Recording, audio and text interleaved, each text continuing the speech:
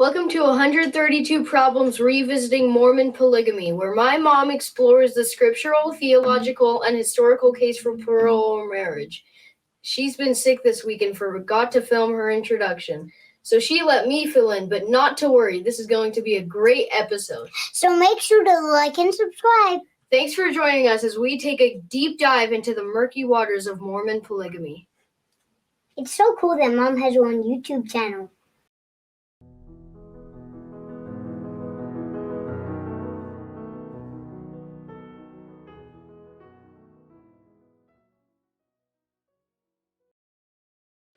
I know doing 4 episodes on the Expositor might seem somewhat excessive, but as I have dug into this, as I said, it is so critical and essential to this narrative, to our understanding of it, even to the causes and the events about the martyrdom, which is what we're going to talk about today, that I think it is worth really getting into and understanding. So I want to just do a quick recap because it's been a little while. It's been almost a month since I did the first part. I think maybe it has been a month.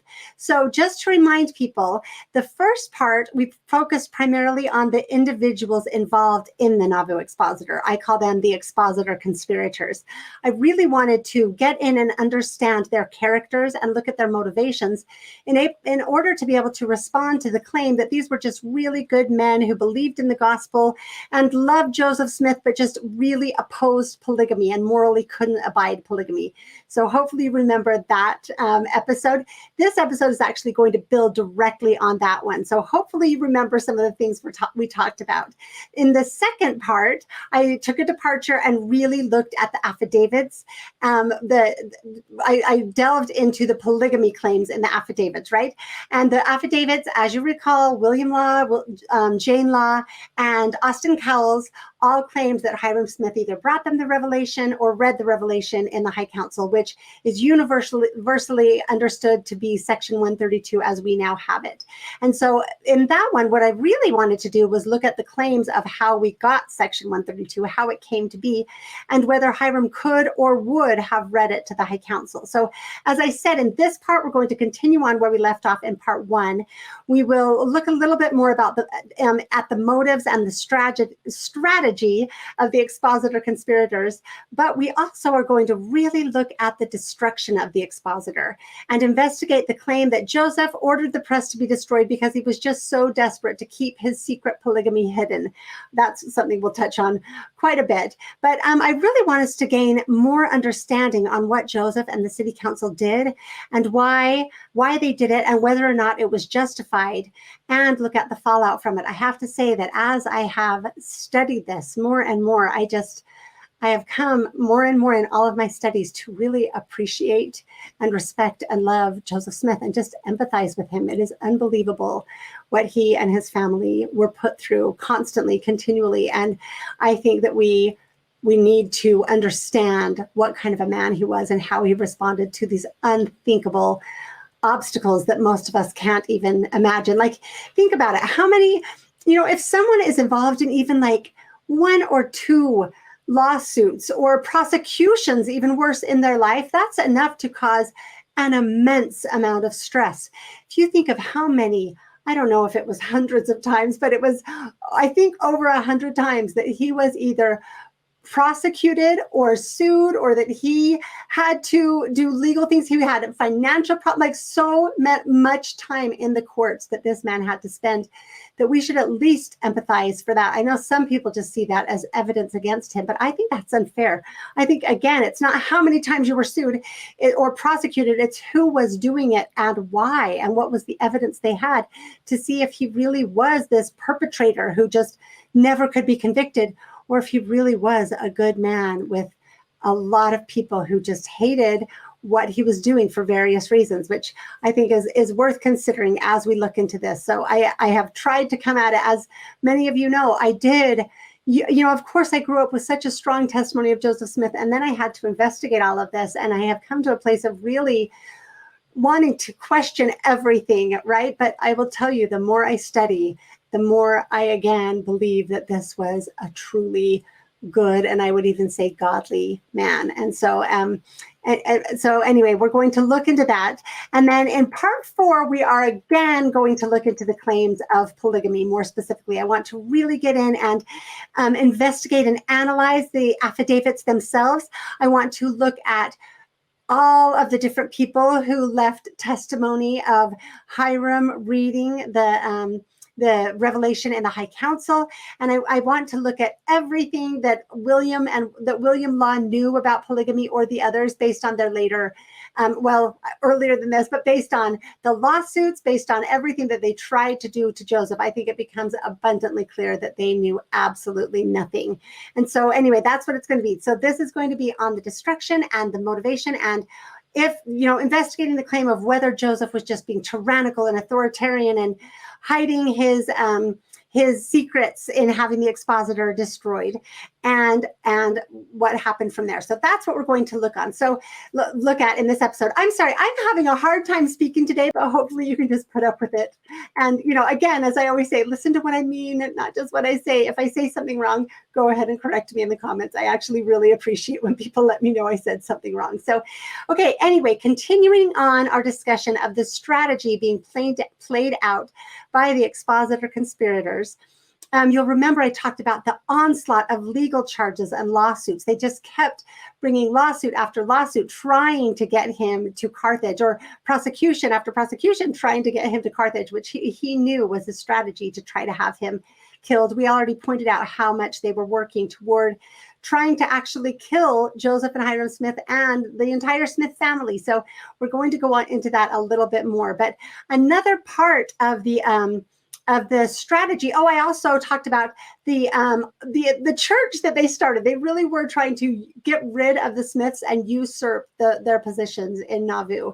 And so another part of their strategy, in addition to all of those, was really revving up a full-blown assault on the church and its leaders, mostly on its leaders in the local newspapers. And so this is an important thing to understand in our claims that, Joseph was trying to hide polygamy, and that's why he destroyed the expositor. So that's what we're going to look at right now. I want to talk about what had already been published. So among other things, because there was always, things being said about the Mormons, but it really started in earnest when John Bennett left. And he was the most resentful and unfortunately capable guy. So he worked really hard to make sure that lots of bad things happened to Joseph Smith and the Mormons. So he had written 6 letters, which had already been published in the Sangamo Journal. It was him that we get the Martha Brotherton story and the Nancy Rigdon story and the happiness letter. So those were big points that they talked about. And he did share the names of those women. It was from him that we get the cryptic list of initials of supposed wives, like the LB for Louisa Beeman, that I am excited to talk about in the future because new developments there, lots of information. See, this is all coming out more and more, and it's really exciting. So all of this had already been published in the Sangamo Journal, and I believe it was also carried in some major newspapers. I think it was the New York Times and the Chicago Tribune. I think those were the papers that it had also been carried in, and who knows how many others. He also had already published his book.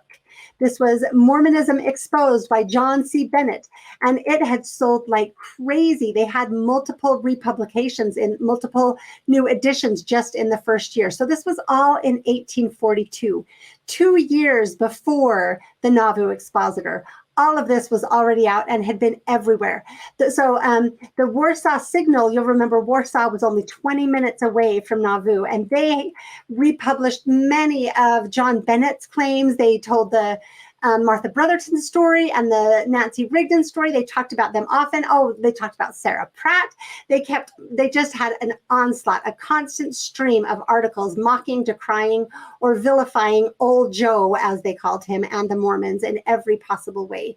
And so, and as I said, including all of the accusations of polygamy and reprinting all of those things. A couple of examples, there are so many, but some people have shared with me Buckeye's Lamentations. They had 2 Buckeye publications in February and April. Most people agree that those were written by Wilson Law, most probably. And so There was nothing, literally nothing that Joseph could hope to hide about polygamy. The Exponent was hardly the first to print accusations of Joseph's spiritual wifery.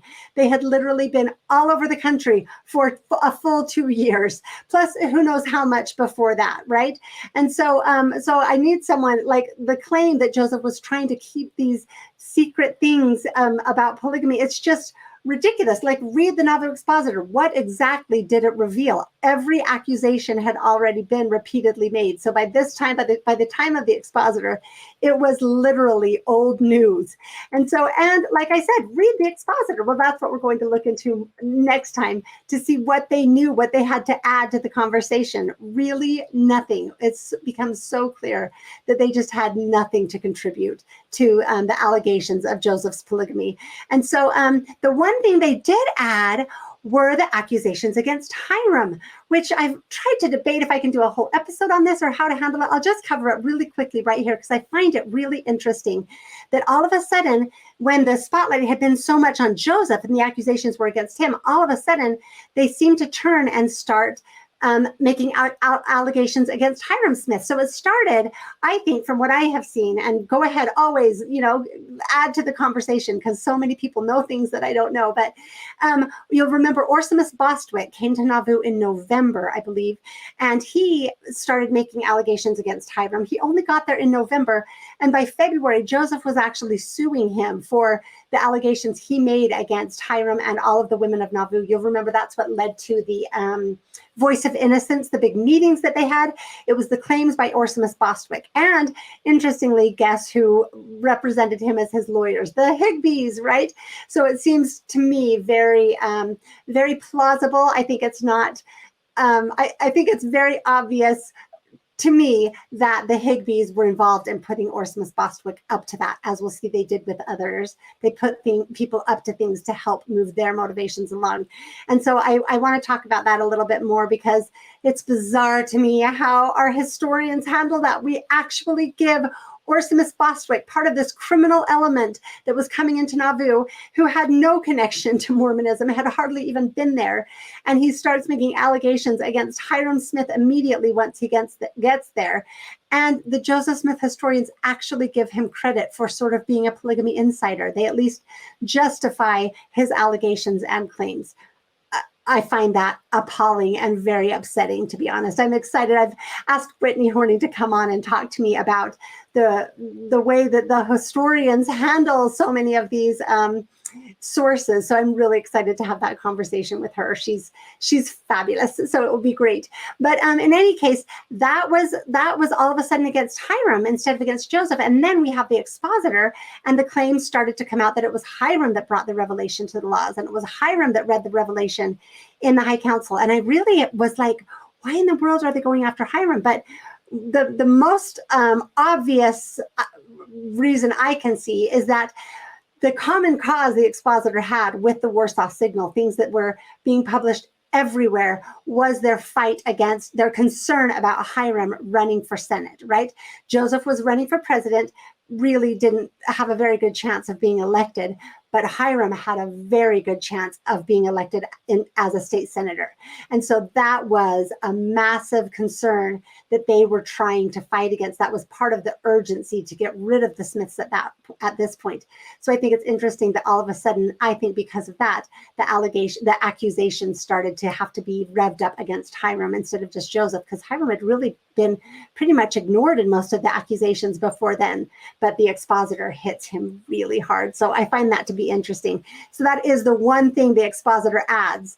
I would argue that it was less because they had that additional information and more because they needed to come after Hiram, right? They needed to find a way to go after him. But anyway, we'll look at that more in the next episode. And as I said, we looked at it previously, the claims that 132 is what Hiram supposedly read. So there's going to be a lot more to go into. But in any case, if anybody wants to continue to claim that Joseph wanted the press destroyed out of his fear of things getting out about his polygamy, it reveals that just they are deeply uninformed. They really don't have any kind of grasp on what had already been published, what the situation actually was. It's just completely illogical, and it simply does not match the historical record at all. So that's a very ignorant claim to make, and I hope that we can just move on from that as well. So the real danger of the expositor and the central reason for its destruction was the genuine and very valid fear of mob violence. Not only mobs from Warsaw and Carthage, but also the very real possibility of the citizens of Nauvoo themselves becoming a mob.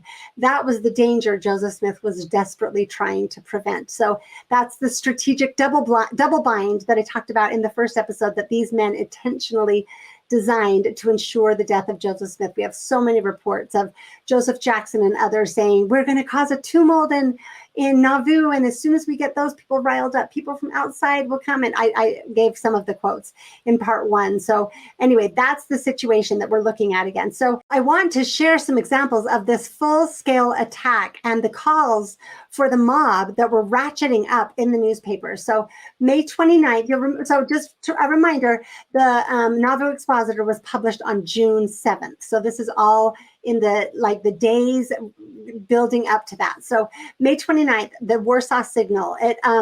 Let's see, I think I read part of this in part 1, how Joseph's life was not safe outside of Nauvoo, and he would certainly be killed in Carthage. It continued on to say, we have seen and heard enough to convince us that old Joe was not safe out of Nauvoo, and we would not be surprised to hear of his death by violent means in a short time. And then it goes on to say, he has deadly enemies, men whose wrongs have maddened them, whose lives have been sought by Joe, and who are prepared at all times to avenge themselves. Just the deep irony of this. Like, I know we like to claim that Joseph Smith killed people or would kill people, but look at all of these people who did all of this to him. And he, like even John Bennett, he let him go with like friendship, with the hope that he could come back with, like he was so, to claim that he was trying to kill anyone. And what is bizarre is that these were the people trying to kill Joseph, right? It's so much projection throughout this. So it goes on to warn that they are actively looking for, quote, the signal for general hostilities. The feeling of this country is now lashed up to its utmost pitch, and it will break forth in and fury upon the slightest provocation. We are no advocates of mobocracy. Oh no, listen what they say. On the contrary, we regret that there are any who wish to provoke hostilities without a sufficient excuse. But still, we must express our conviction that if one drop of blood should be spilled by the Mormons, the conflict will soon be general, and there can be no question as regards the result. Okay, oh my gosh, it goes on. So June 5th, the Warsaw Signal.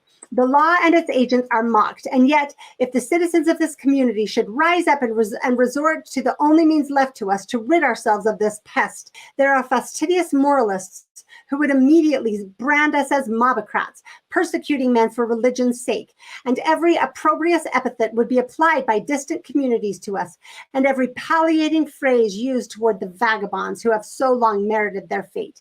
When one portion of the community sets the laws at defiance, are we bound to respect the laws and in our actions toward it? That is a question in ethics which moralists may solve theoretically at their leisure.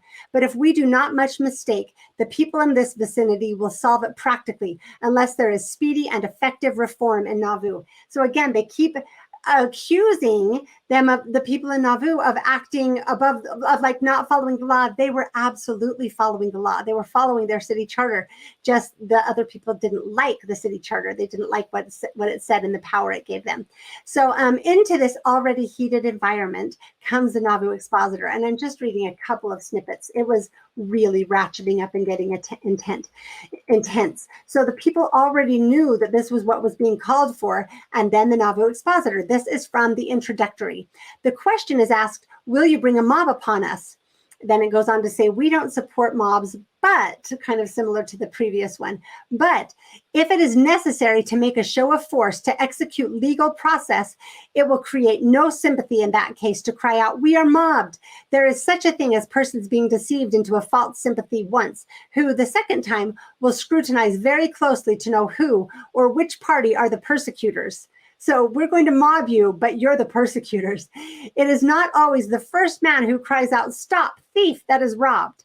The well-being of society demanded at our hands. Our country, by whose laws we are protected, asks us for a manifestation of that patriotism which should inspire every American citizen. The interests of the state of Nauvoo require it. And as a citizen of Illinois, we intend to respond to the voice of duty. So they were very clearly, obviously, outrightly calling for mob violence against Nauvoo, right? And that was the intent. They knew that the people in Nauvoo would read this and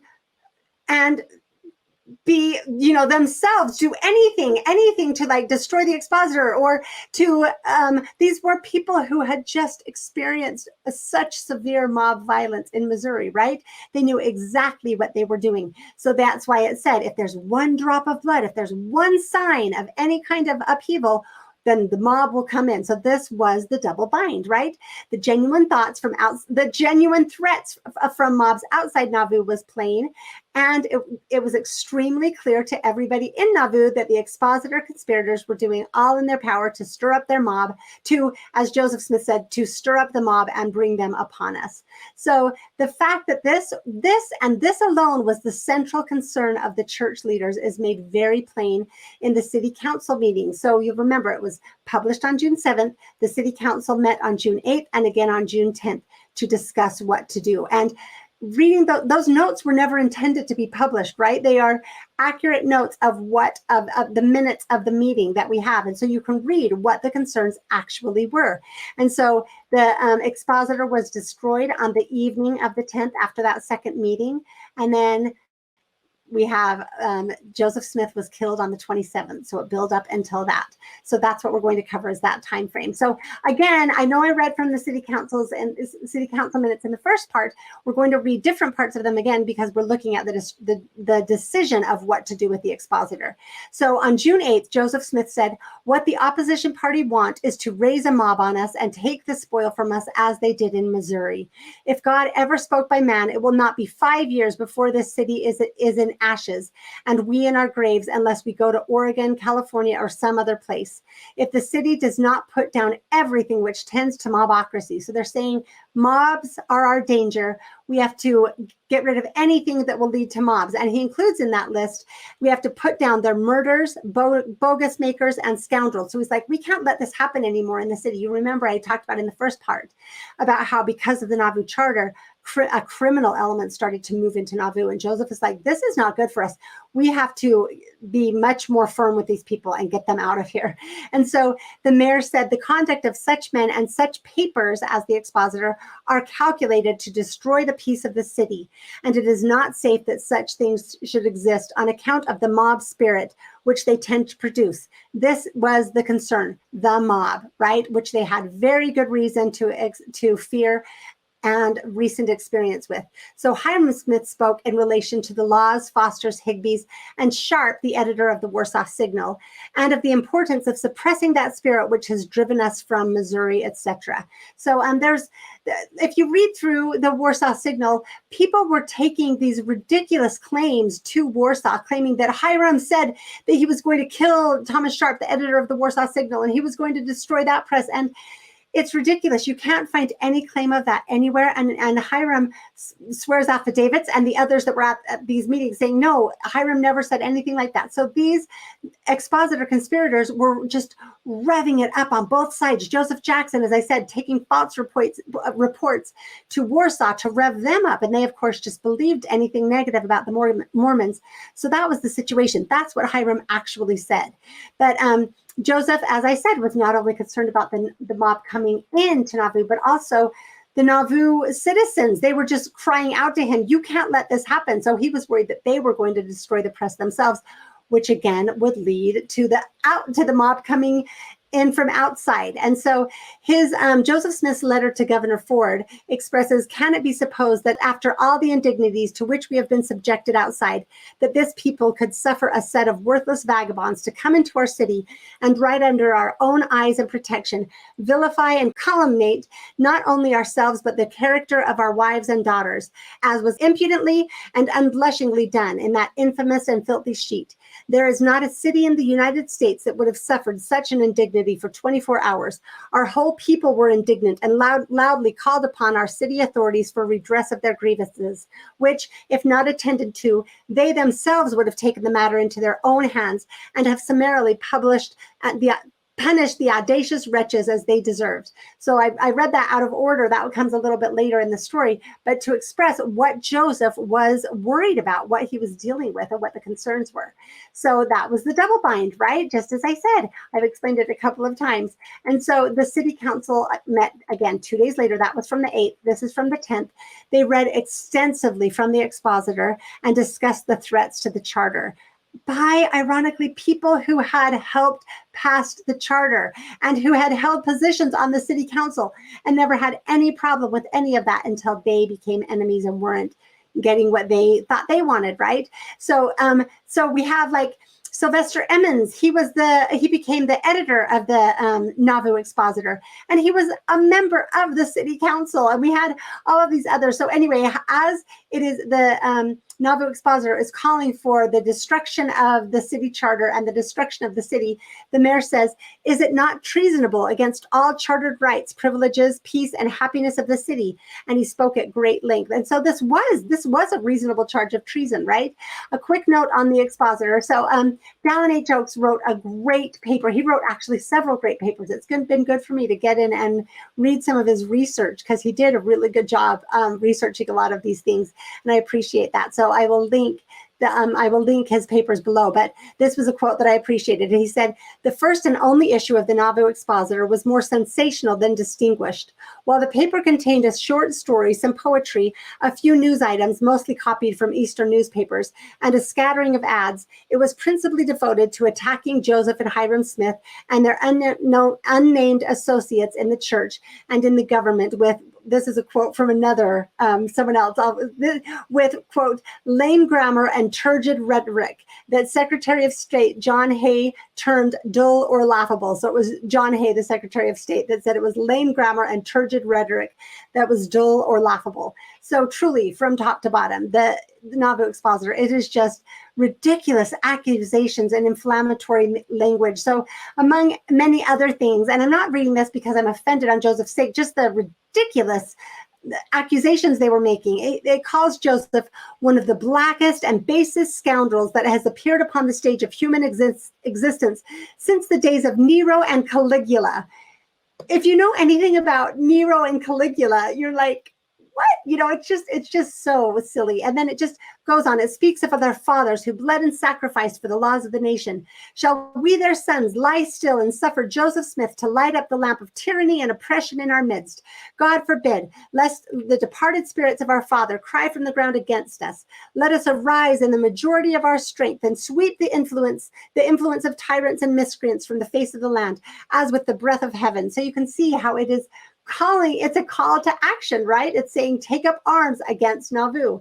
It warns that they must arouse from our lethargy and lend a helping hand. Then, gentlemen, organize yourselves and prepare for the dreadful conflict to suppress this contaminating influence, which is prostrating our fairest prospects and spreading desolation throughout our vale. Call into field your best men under the solemn pledge to go for the unconditional repeal of the Nauvoo Charter, and you will have our support. So I will repeat Joseph's question. Is this not treasonable against all chartered rights, privileges, peace, and the happiness of the city? I would say yes, it very much is.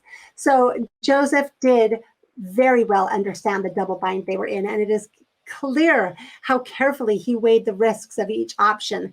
So the council decided to, quote, pass an ordinance to prevent libelous publication and a law to prevent conspiracy against the peace of the city, including attempts to take away the charter. So they're saying you can't, in Nauvoo, you can't publish these kinds of things that are trying to destroy the city and remove the charter. And so please notice how hard Joseph and the city council worked to follow the law and be sure they were within legal means. And that's something that becomes apparent as we'll continue on to read through this. It was those who opposed them who did not. They didn't like, as maybe I already said this, but they didn't like the fact that they didn't have the votes to make sure Hiram Smith couldn't get elected, right? They didn't like the legal process being carried out as it was supposed to according to the charter, and they didn't like the democratic process being carried out if they couldn't assure their side victory. And so it's really interesting to see who was actually acting within the law and who was very much not. So Joseph moved that the decision to pass the ordinance needed to be unanimous, and Hiram seconded. So that makes it very clear that they understood very well the risk that they were taking, and that they needed to make it very clear that it was not just personal. This was not just Joseph offended or trying to hide something for him personally. This was it wasn't him just trying to silence his enemies. This was a unanimous decision of the city council for the sake of the city. So there is a lot of careful and thoughtful legal discussion in these minutes. So I just want to share a little bit of it so you can understand how hard they actually genuinely were working to make sure that what they were doing was legal. So they discussed the legal definition of nuisance in Chitty's Blackstone. So Blackstone was the authoritative book of law at this time, and Chitty was the publisher of the 18th edition. And so they reference it often to, this is like their legal journal that they're going for information. It defines nuisance as anything that disturbs the peace of the community. And they referenced Chitty Blackstone, page 4, Private Wrongs, volume 2. They, put all of that, like they're saying, look, here's our legal case. They needed to find a way to prevent the issuing of any more slanderous communications from the paper, the Nauvoo Expositor, that is exciting our enemies abroad and was designed to incite mobs. So that's what they were working on. Joseph moved that the decision to pass the ordinance should be unanimous, and Hiram seconded. To me, it makes it very clear that he very well understood the risk he was taking upon himself and the need to make it very clear that this was not just personal. This was not him acting in a tyrannical or authoritarian way, or him just trying to silence his enemies for his own sake or to keep his secrets. He needed it to be well understood that this was the city council acting in unanimity for the sake of the city, right? And it's really good to read through some of these minutes of these meetings to see how carefully and thoughtful they were being to make sure that they were acting within the law. And so they reference Chitty's Blackstone. So Blackstone was the authoritative legal journal. Chitty was the publisher of the 18th edition, which is what they had at the time. Joseph actually referenced it often to make sure that he understood law correctly. So it defines nuisance as anything that disturbs the peace of the community. And they read that and included it in the notes. And they go on to talk about how they need to find a way to, quote, prevent the issuing of any more slanderous communications from the paper that is exciting our enemies abroad. It was designed to incite mobs, and that's what they needed to prevent. So a commentary explains that Blackstone, whose definitive work on the common law was studied by the counselors to determine the legality of the proposed action, states that certain nuisances may be abated by the aggrieved party without notice to the person who committed them. So their actions were justified in the foremost legal journal of the time. They still, however, looked for and considered any other possible solutions. They suggested issuing fines, but realized that that was impossible for a variety of reasons. The conspirators had no respect for the law and would not comply. And Joseph and the others had no way to go to Carthage to prosecute without being killed. So there was no way to enforce any law that they would pass or any fine that they would pass, and it would have no effect. So the discussion continued, and they realized that the only option they had was to abate the nuisance. In other words, destroy the press. Really, when there are no good choices, you have to try to make the least bad choice. And I think that's what they very much did. So here are a few examples of the opinions that were voiced. Elias Smith considered that there is but one course to pursue. They were out of the reach of the law. One course to put an end to the thing at once. He believed that if the city did not do it, others would, by what he had heard. So it was that same concern. Orson Spencer accorded with the view expressed that this paper is a nuisance, did not consider it wise to give them time to trumpet 1,000 lies, and they did not have the property to pay for. If we pass only a fine or imprisonment, have we any confidence that they will desist? None at all. He found these men covenant breakers with God and their wives, and have we any hope of them doing better? Their characters have gone before them, and you'll recall all of what we studied in the first one, right? These were not good guys. Even William Law, who you could argue was the best of them, he was an adulterer, right? So he had an affair. So anyway, Phineas Richards said, he referenced the scurry at Hans Mill and the death of his son at that place, said he could not sit still when he saw the same spirit arising in this place. You see this is really like hard stuff to read. He considered the publishers of the Expositors as much murderers at heart as David was before the death of Uriah. They were making short work of it. He was prepared to take his stand by the mayor, and wherever he proposed would stand by him to the last. The quicker it is stopped, the better. Sorry, it's hard to read these minutes because they're you'll see what they look like. Phelps said he had investigated the Constitution, Charter, and laws. The power to declare that office a nuisance is granted to us in the Springfield Charter, and a resolution declaring it a nuisance is all that is required. So then Alderman Harris spoke from the chair, expressed his feelings that the press ought to be demolished. The resolution of the printing press was read and passed. And so that was what the discussion was. And you can see truly what the concern was, right? It very much was, we need to prevent another Missouri episode. We need to prevent another Hans Mill. And let's see, the council made the decision and passed the ordinance, and Joseph, by order of the council, issued the order to destroy the press, and it was carried out. So now another really important point to consider is how the abatement of the press was carried out. They were abating a nuisance. So the abatement of the press is the destruction of the press, right? It was intentionally done in as unmob-like a way as humanly possible. Right, I'll explain why, but there were many testimonies of how it was done, both by enemies and friends, both by non-Mormons and Mormons, people inside and outside the city. There was a lot of testimony about this, and it all agreed. At the two subsequent trials for riot that we'll talk about, numerous witnesses, including several visitors from cities outside Illinois, testified without significant contradiction that the whole transaction was accomplished quietly and without noise or tumult. 7 to 12 men went inside and carried out the press and type. Witnesses agreed that there was no violence and nothing was destroyed or damaged that did not pertain to the press. So that was the summary by Oakes. In fact, if you read the testimonies of these trials that we're going to talk about, the only shouting or threats were from Francis Higbee and Charles Foster, who were both there when the press was calmly carried out to be destroyed. And despite the authorization given in the order to arrest any who stood in the way, they were not arrested and were allowed to leave unhindered, exposing the complete lie of all of Law's inflammatory claims that their lives were in danger. Could not be further from the truth. It is hard for me to understand how anyone who actually reads the sources could see Joseph Smith as the bad guy here.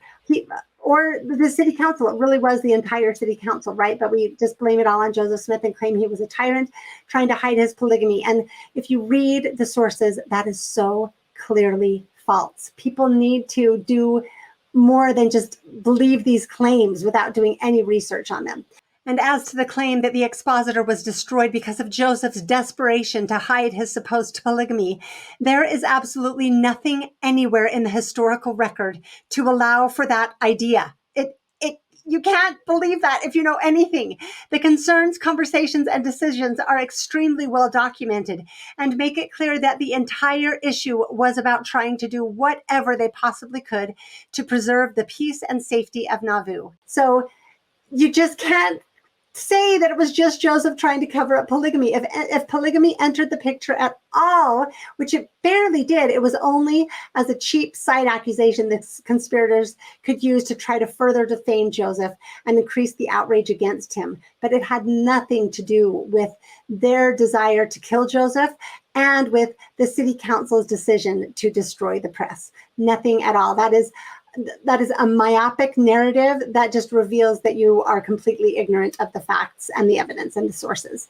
So the Nauvoo Neighbor, the newspaper in Nauvoo, summed up the situation well. It said, "A burnt child dreads the fire. The church as a body and individually has suffered till forbearance has ceased to be a virtue.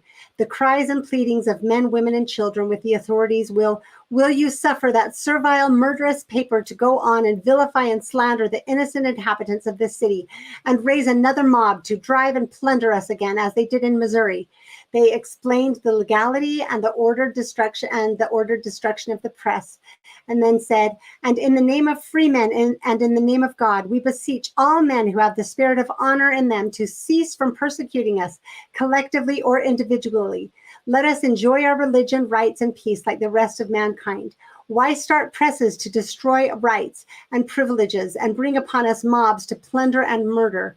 We ask no more than what belongs to us, the rights of Americans." So that's where that every single account we have. So I know that people still can say, well, Joseph was just doing this secretly, but you have to find some evidence for that. We have the minutes, we have the discussions, we have all of his letters, we have what was printed in the newspapers. You can't find anywhere to truly to try to claim that this was about polygamy, that Joseph destroyed it about polygamy, is just in complete contradiction to the entire historical record. So we need to just put that claim to rest. So now we are going to look at whether the city council, really, it wasn't Joseph's decision to destroy the press. It was the city council's decision.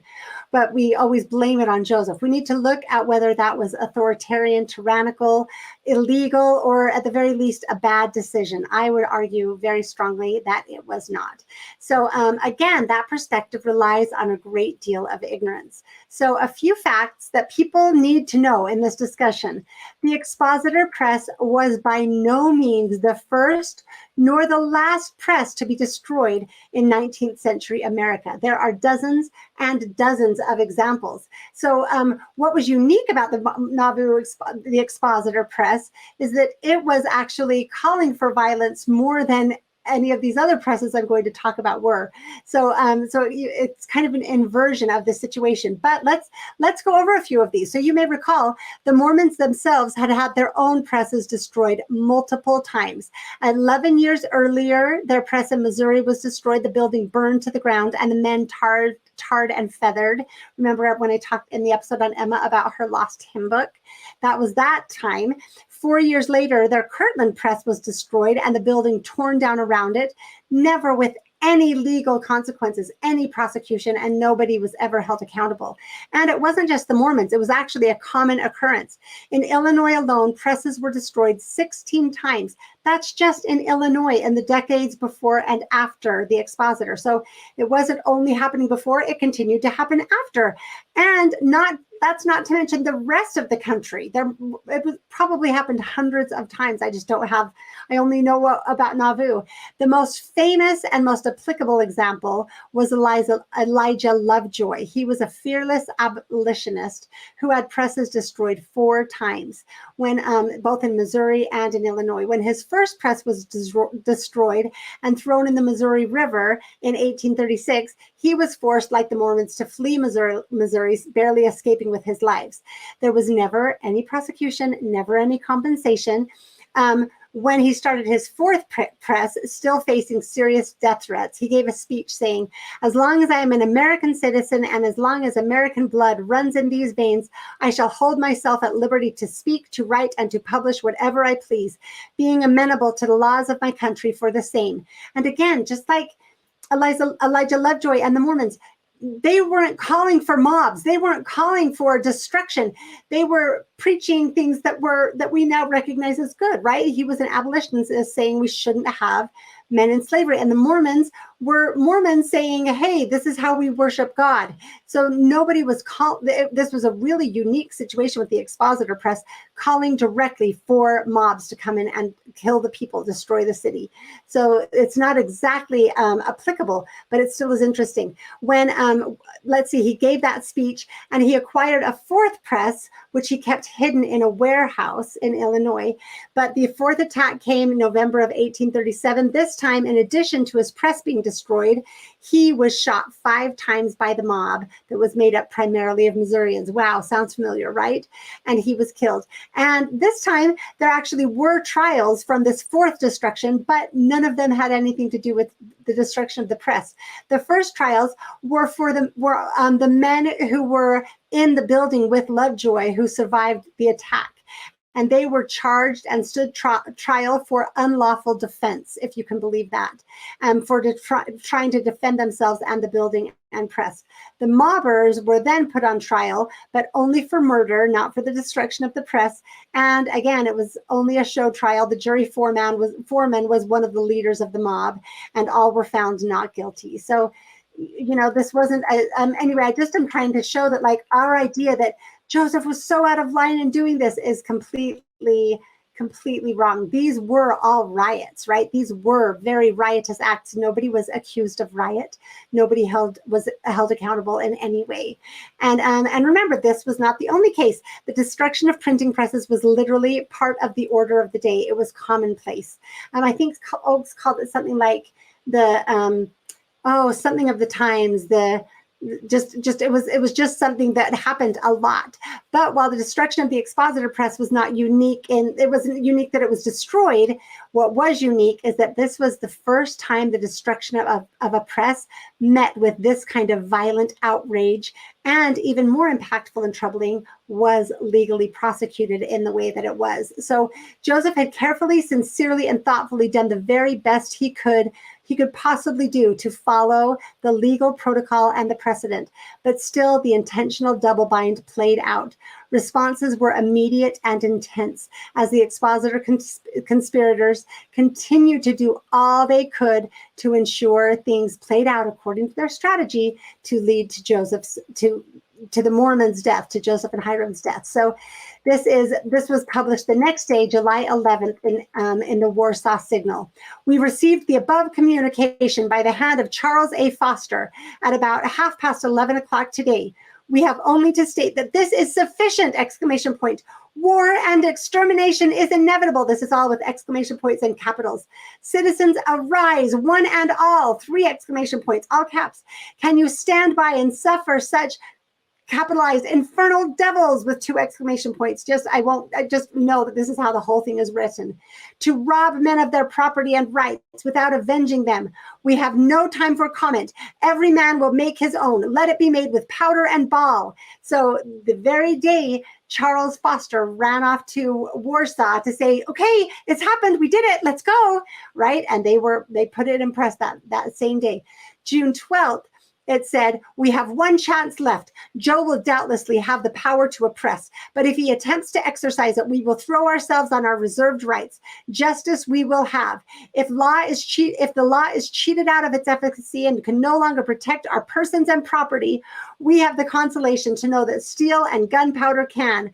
Again, the projection that they're claiming they're protecting their persons and property while they are going in to attack and mob Nauvoo, right, and destroy Nauvoo.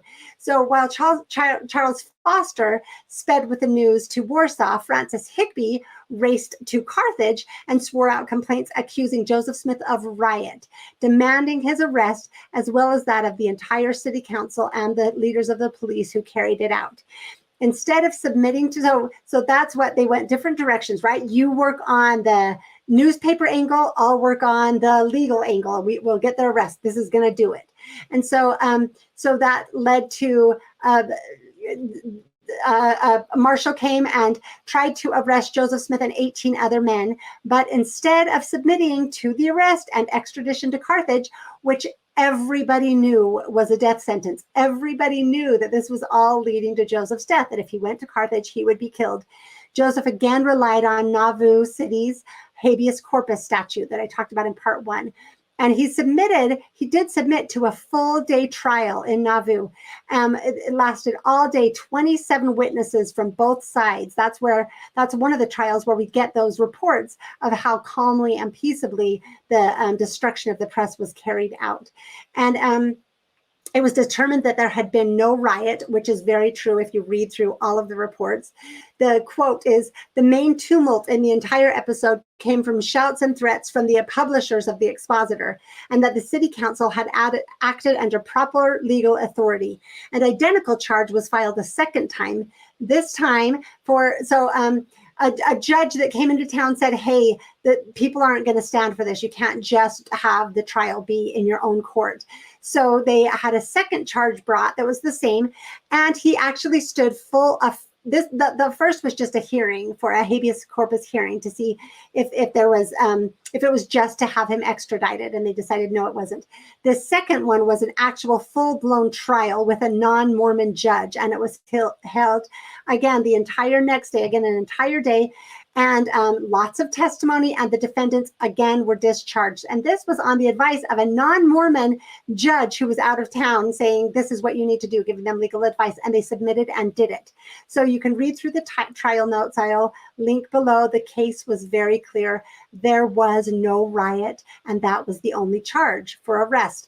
And yet the threats continued. The Warsaw Signal printed an extra on June 14th, reporting on a mass meeting that had been held in Carthage the day before, where both Chauncey Higbee and especially Francis Higbee and some of the other conspirators were major participants and speakers. So here's quoting from that extra published on the 14th. "The only recourse left is to take up arms." They passed a series of resolutions. "Resolved to command the efforts of the services of every good citizen to put an immediate stop to the career of the mad prophet and his demoniac coadjutors. We must not only defend ourselves from danger, but we must resolutely carry the war into the enemy's camp. We do therefore declare that we will take full vengeance, terrible vengeance, should the lives of any of our citizens be lost in the effort, that we hold ourselves at all times in readiness to cooperate with our fellow citizens in this state, Missouri and Iowa, to exterminate, utterly exterminate the wicked and abominable Mormon leaders and authors of our troubles." That was one of the resolutions. Here's another. "Resolved to notify all persons in our township suspected of being the tools of the prophet to leave immediately on pain of instant vengeance." So every Mormon is going to get kicked out. And then resolved that the time, in our opinion, has arrived when the adherents of Smith as a body should be driven from the surrounding settlements into Nauvoo. So they're going to drive them into Nauvoo, gathering them. Like, this is really chilling to think about. It's like when the Nazis were gathering all of the Jews into the ghettos so that they could destroy them altogether, right? That's kind of what they were saying. We have to drive them out of all of the surrounding settlements into Nauvoo, that the prophet and his miscreant adherents should then be demanded at that the prophet and his miscreant adherents should then be demanded at their hands, and if not surrendered, a war of extermination should be waged to the entire destruction, if necessary, for our protection of his adherents. So hear that again. We, in order to protect ourselves, we have to gather every Mormon, man, woman, and child into the city and kill all of them for our protection. So, man, this projection is insane. "Hereby pledging ourselves to aid to the utmost the complete consummation of the object in view, that we may thereby be utterly relieved of the alarm, anxiety, and trouble to which we are now subjected." They are the ones subjected to alarm and trouble. "We're going to kill all of you so that we don't any longer need to be afraid of you," is basically what they were proposing and resolving to do.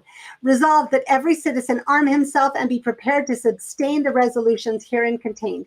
So that's what was published in the Warsaw Signal. They immediately began to put these resolutions into action. There were several. You can read through the church history of this time period. There are so many affidavits gathered, and there were several reports coming in from Mormons in areas outside Nauvoo, being visited by men, being told that they needed to either take up arms to help arrest Joseph and the others, or they needed to surrender their arms and pack up their families and go immediately to Nauvoo. They were told they had until Monday the 17th. So this started to be actually carried out. This was the situation. Joseph wrote immediately to Governor Ford, telling him quote, that an energetic attempt is being made by some of the citizens and of this and the surrounding counties to drive and exterminate the saints by force of arms. I ask at your hands immediate counsel and protection. Do you hear he's asking for his counsel as well as his protection? Judge Thomas, the judge who he's been listening to so far, has been here and given his advice in the case, which I shall strictly follow until I hear from your excellency. That's true. He had sought his advice and strictly followed it, and now he's asking for direction from the governor. What should I do? This is what's happening. And in all cases shall adhere to the Constitution and laws. And Joseph had followed the Constitution and laws the very best he possibly could. The Nauvoo Legion is at your service to quell all insurrection and support the dignity of the commonweal. That means the well-being of the well-being of the Commonwealth. So he already said, here, I will give you command of the Nauvoo Legion to help. Whatever you command us to do, we will do. I wish urgently wish your excellency to come down in person with your staff and investigate the whole matter without delay and cause peace to be restored to the country. And I know not, but this will be the only means of stopping an effusion of blood. So you can hear, it was actually Judge Thomas that told Joseph, the governor needs to come here and see this. That's the only thing that's going to stop this from happening. So Joseph wrote that, please come. If he were the one in the wrong, would he be telling the governor, please come and see what's happening, please, and tell me what to do. I will follow all of your advice. And here is control of the Nauvoo Legion. That's important to know for what comes later. So Governor Ford did not come. We're going to talk a little bit about this guy, not as much as we should, but a little bit. So news of the impending mob attack continued to pour into Nauvoo with, here are some of the details from these various affidavits. 1,500 Missourians, that was reported by many different people, along with the Quincy Grays, that's another militia, and other companies from surrounding counties would all assemble at Warsaw the morning of the 17th. They had 5 cannons and were going to Nauvoo to demand to take Joseph and Hiram Smith and the entire city council, also the leaders of the police. I think there were Joseph Smith plus 18 others. And if the people did not give them up, they would blow up the city and kill and exterminate all the inhabitants. That was literally what was happening. And so just remember what these people had already experienced. The attack was planned for Wednesday, the 19th. So people had until Monday, the 17th, to leave their homes and go to Nauvoo or join the mobbers, right? And the attack was scheduled for Wednesday, the 19th. And these men that they had to turn in, like, you think of this, like they knew they were all going to be killed. So what were these people supposed to do? It was under this extreme threat that Joseph, who had already twice been found not guilty of the only charges against him. The only charges against him were riot. He had had a hearing, and then he had stood full trial with a non-Mormon judge on the advice of another non-Mormon judge. And that's what he had already done. And this is what was happening. So he wrote the following letters on Monday, the 17th. Letter to the marshal. Sir, complaint having been made to me on oath that a mob is collecting at sundry points to make an attack on this city, you will therefore take such measures as shall be necessary to preserve the peace of said city, according to the provisions of the charter and the laws of the state, and with the police and legion see that there is no violent act is committed. So this is what he's doing. He's saying, hey, we need to protect the city, and he's doing it all legally through legal orders that were recorded. To the commander of the Nauvoo Legion, he wrote, you are hereby commanded to order the Nauvoo Legion to be in readiness to assist said marshal in keeping the peace and doing whatever may be necessary to preserve the dignity of the state and city. Perform all services with as little noise and confusion as possible. He tells him to prevent any groups of men, any boats from landing, and any groups of armed men from coming ashore. That's like he's telling him the points to watch for. It's so clear what they were worried about and why they did all of this. And if any places, if attack is threatened, what are they supposed to do, right? They were doing exactly the very best they possibly could. And I would like to hear anyone else say what they should have done instead. The same day, the Nauvoo Neighbor printed an extra explaining the situation. And I really think the entire thing is worth reading to understand what was actually happening and how they were trying to keep things calm, give people courage, and explain the situation. So I'll link it below, but let me just read these two sections. This is how it begins. As a soft breeze in a hot day mellows the air, so does the simple truth calm the feelings of the irritated. And so we proceed to give the proceedings of the city council relating to the removal of the Nauvoo Expositor as a nuisance. I'll skip down. It says, the men who got at the press were constantly engaged in resisting the authority or threatening something. If they were fined, an appeal was taken, but the slander went on. We couldn't find them. And when the paper came, the course and plan was to destroy the city was marked out. The destruction of the city charter and the ruin of the saints was the all commanding topic. So they all knew what the expositor was trying to do. And it goes on and on. But if people will actually read the records, you will see that this is very true. This was the central goal and purpose of the Nauvoo Expositor. There's no way to claim that these were good men trying to just reveal and put down immorality. These were selfish, greedy, resentful, bitter men trying to wrest control of Nauvoo and determined to get revenge and wreak havoc if they couldn't. That was the true situation. So Tuesday, the next day, June 18th at 1:45 in the afternoon, with the imminent attack planned for the next morning, Joseph finally declared martial law. This is what he wrote. To the marshal of the city of Nauvoo, from the newspapers around us and the current reports as brought in from the surrounding country, I have good reason to fear that a mob is organizing to come upon this city and plunder and destroy said city, as well as murder the citizens. And by virtue of the authority vested in me as mayor, and to preserve the city and lives of the citizens, I do hereby declare that said city within the limits of its incorporation under martial law.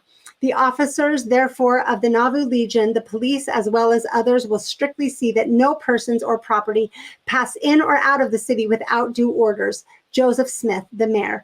And now I read many letters of just private citizens in the city writing to those who were out of the city. Like, they were terrified. The people were terrified. And I think that Joseph Smith did exactly what he needed to do and exactly what he should have done. If any of you, like Joseph Smith haters listening to this, I would be interested to hear how you think he should have handled this and what you think he should have done and how you think he was in the wrong here if you do. So anyway, I think that to try to claim that he was in any way a dictator or a tyrant or that he was paranoid, these are all things that I hear thrown around about him based on his decision to declare martial law.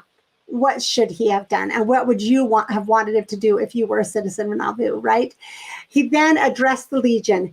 It's really a beautiful and powerful speech. It's filled with heartbreaking sincerity. He addressed them for an hour and a half. I wish that we had it all recorded, but you can read various records people took where he again laid out the case and explained. That's another thing. These are contemporaneous records. They are completely consistent. He lays out this case again and again and again. You can read it in the city council minutes. You can read it in the newspapers. You can read it in the letters that he sent, and you can read it in this speech. It's really hard to claim that there's anything else going on here. The record is so consistent. So he again laid out the case and explained how he and the city council were innocent and had followed the law in every regard. And they were literally innocent. They had been found not guilty of the charges against them. And so he assured the people that he would do all in his power to defend them in their rights and protect them from the same unthinkable abuses they had already endured in Missouri.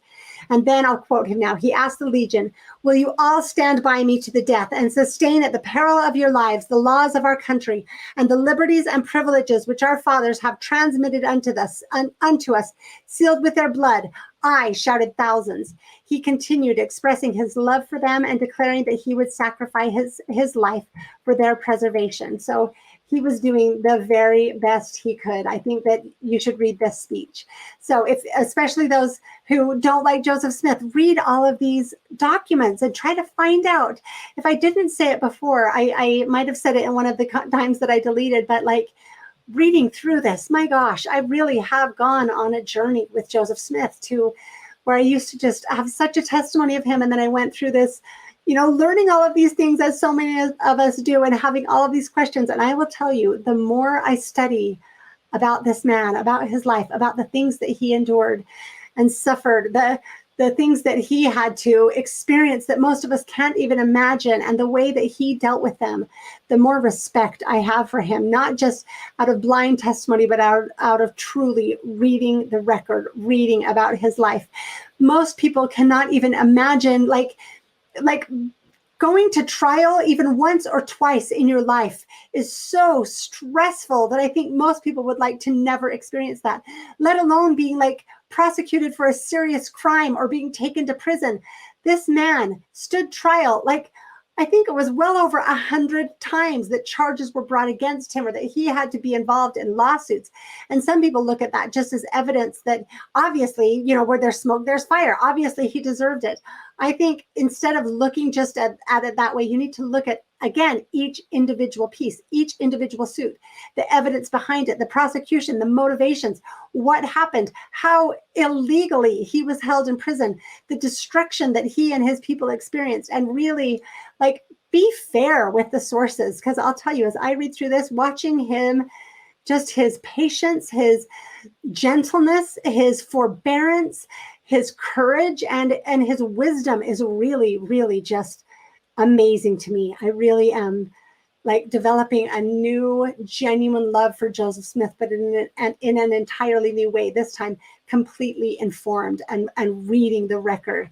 I think that people need to read more than just the CES letter, read the actual records.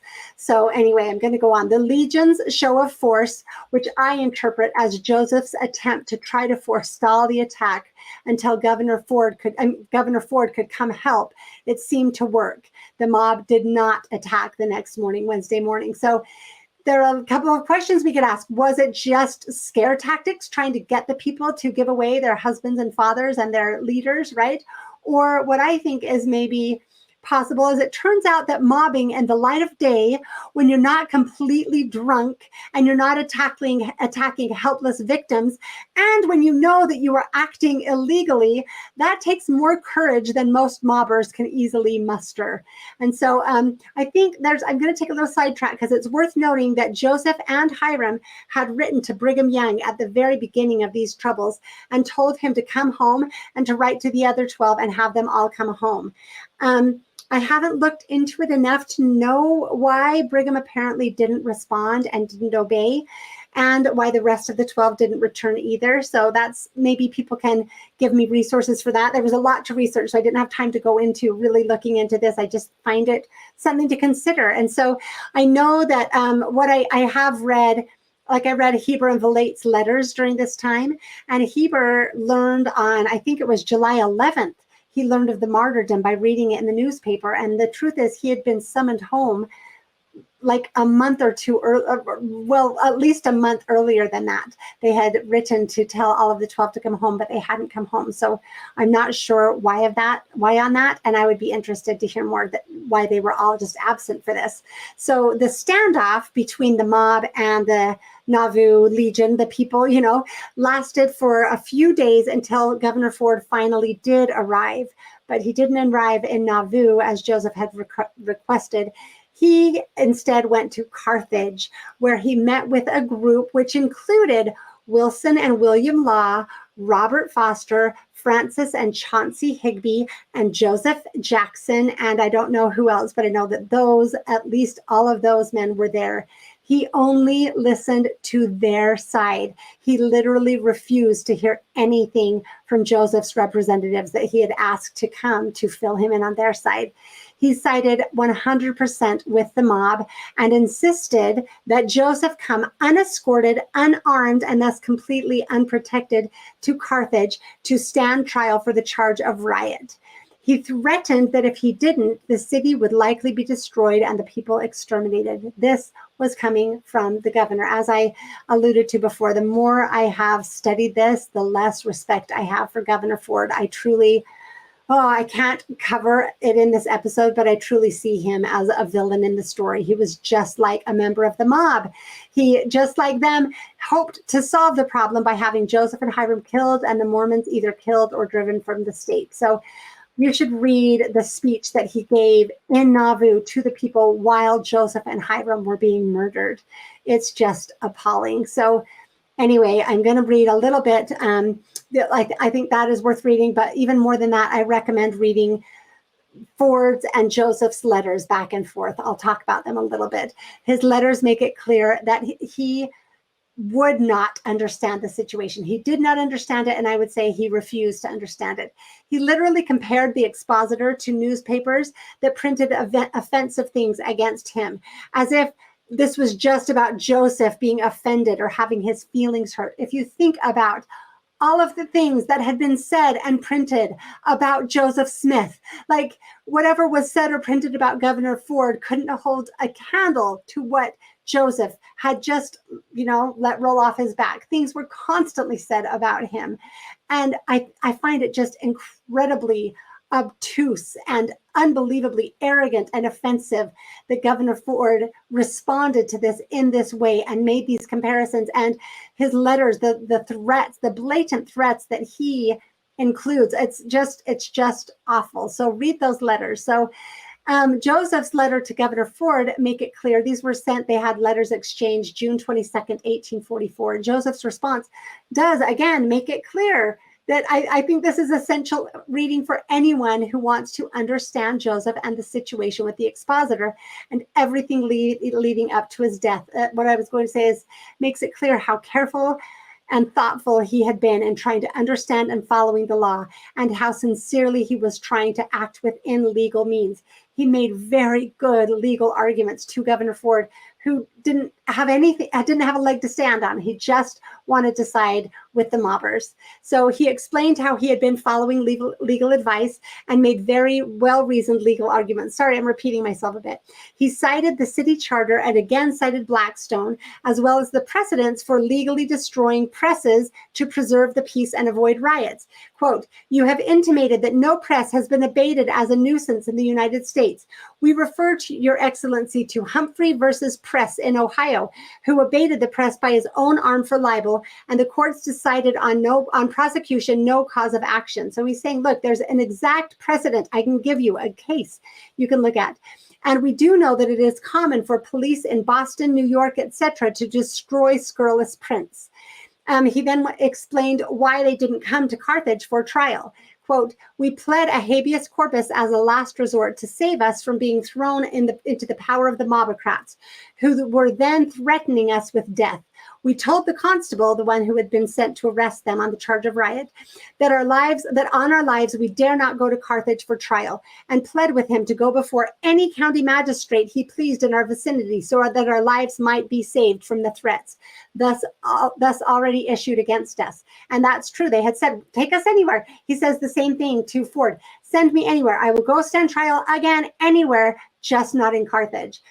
He pointed out the fact that if what the city council ordered was somehow wrong, it should be handled through proper legal channels, which meant over being turned by the Supreme Court, not by Joseph's personal arrest. And he's exactly right on that. It was ridiculous.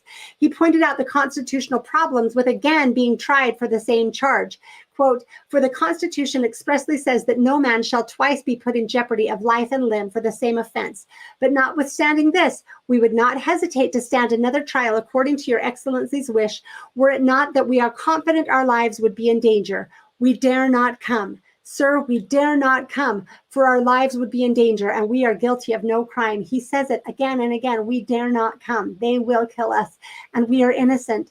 Reading this letter, I don't know. I find it heartbreaking. He tried in the most sincere and expressive language he could to make Ford understand that their lives genuinely were in danger, and that the lives of the entire city were in serious danger, especially if he went to Carthage.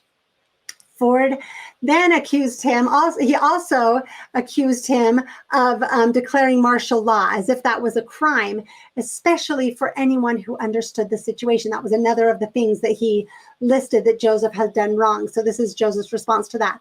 "As to martial law, we truly say that we were obliged to call out the forces to protect our lives, and the Constitution guarantees to every man that privilege. We have never gone contrary to the Constitution so far as we have been able to learn it.